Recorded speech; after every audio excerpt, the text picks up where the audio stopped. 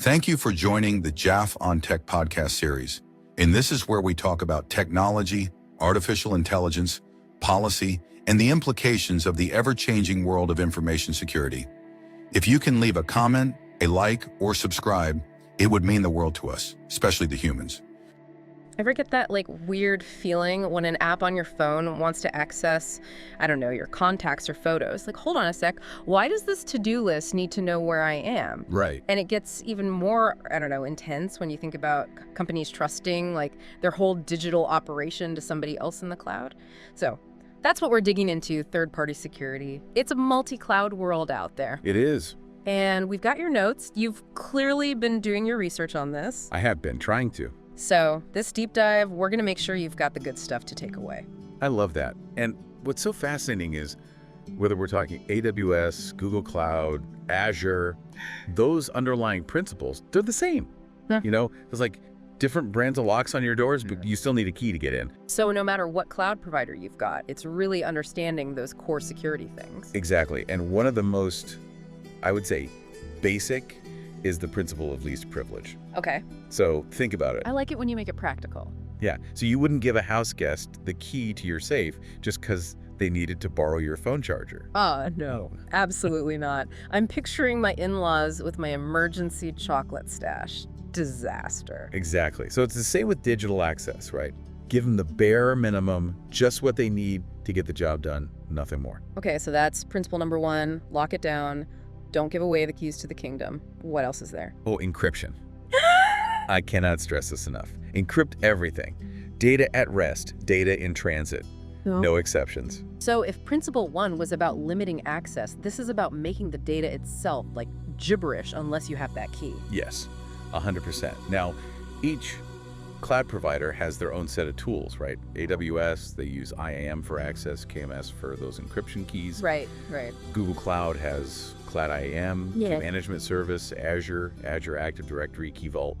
But it can get overwhelming, all those acronyms. It really can. And sometimes I see those and I'm like, okay, that sounds important, but what does that actually mean? Totally. So think of IAM, Identity and Access Management, like the bouncer at the club. Right. Deciding who gets in, what they can do once they're inside, they're checking your ID, they got a list. Okay. So it's like digital bouncers, making sure only the authorized users and apps are getting to my data. Yes, exactly.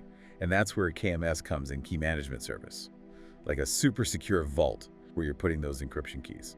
Okay, so instead of that key under the doormat, we've got Fort Knox happening for the data itself. Yes. And you can't forget the watchtowers. Systems constantly on the lookout for anything suspicious. Keeping an eye on things. Yes. CloudWatch, CloudTrail, AWS has those.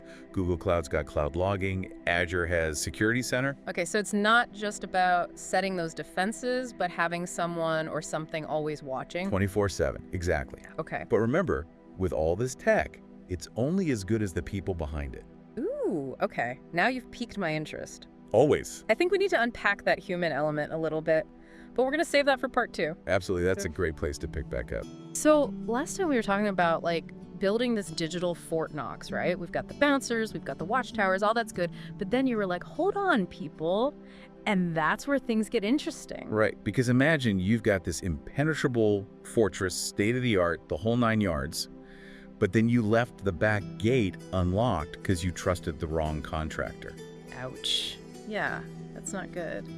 So really what we're talking about is vetting those third parties, really doing your homework before you hand over the keys to the kingdom. 100%, yeah. Yeah. And it's more than just a quick Google, right? We're talking deep dive, look at their security policies, what's their track record, talk to their team, get a feel for how they think about security, Right, is it part of their culture? You had mentioned these certifications too, ISO, GDPR, IAA. Some of our listeners might be thinking, okay, those sound important, but what do they actually mean for me? That's a great question. It's like you wouldn't eat at a restaurant that, I don't know, doesn't have a basic hygiene rating. Yeah. So these are hygiene ratings for data, ISO 27001. That's a big one. It's global. It's a whole framework for managing information security. So if they've got that, they've met certain requirements to keep your data safe. Okay, so it's at least a starting point, right? Like, okay, are they following best practices? You mentioned GDPR too. That's all about data privacy, especially if you're dealing with folks in Europe. Right. GDPR, they got some strict rules about how you collect, how you store, how you use people's data. APR, that's all about health information, super sensitive stuff, especially in the US. Right. So depending on what you do, who your customers are, some of these will matter more than others, but you got to know what they are and why they matter. Right, it's like having that checklist, those essentials, before you trust someone with your data. So you've done your homework, you feel good about their security, what's next? So then you got to think about risk. Like, where are the potential weak points in how this third party is handling your data? Where's it coming in? Where's it stored? Who's got access? You really got to map out that whole flow. And this isn't just a one-time thing, right? Technology changes so fast. New threats pop up every day. It feels like you constantly have to be on top of it. You're telling me it's a lot. Yeah. And that's where oversight comes in. So we're talking continuous monitoring. You're doing regular audits, vulnerability testing. You've got an incident response plan. Because even with the best security, things happen, right? So it's how you prepare, how you respond. I read a story the other day, a company, they had a major data breach. Yeah. But they were back up and running in hours because they had a plan. They knew exactly what to do, who to call, how to talk to their customers. Made a huge difference. See, that's what I'm talking about. That's preparation. You've got that plan ready to go. You're testing it. Everybody knows their role. It's like a fire drill, right? Exactly. Hopefully you never need it, but when you do, you're not scrambling. Exactly, yeah. And then, this is a big one, contracts. Everything we've talked about, all these expectations, all those security promises, get it in writing. Your service level agreements. What happens if something goes wrong? Who's responsible? Black and white, no question. So you're saying, like, make sure everyone's clear on expectations and that there are consequences if those expectations aren't met. It sounds like communication is pretty key throughout this whole thing. Oh, 100%. And this might sound weird, but I really think it's about collaboration, not just confrontation.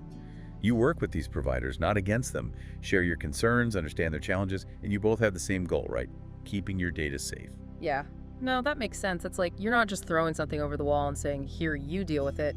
You're working together, figuring out those vulnerabilities, building the most robust security you can. Exactly. It's a partnership. Yeah. Right.